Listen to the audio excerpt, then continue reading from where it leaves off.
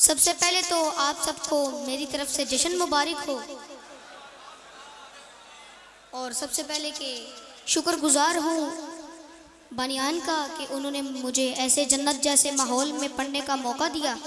न पूछ कैसे कोई शाह मशरक़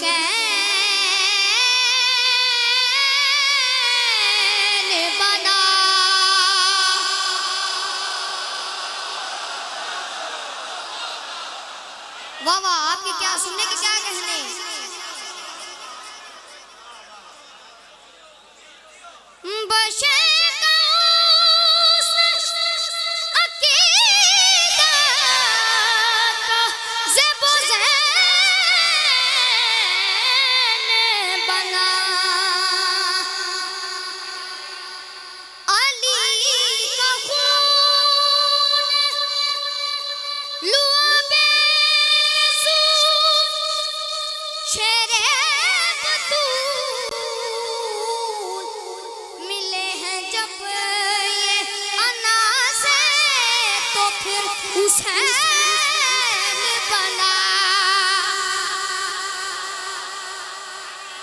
वाह वाह वाह वाह, आपके क्या कहने। मौला आप सबको सलामत रखें।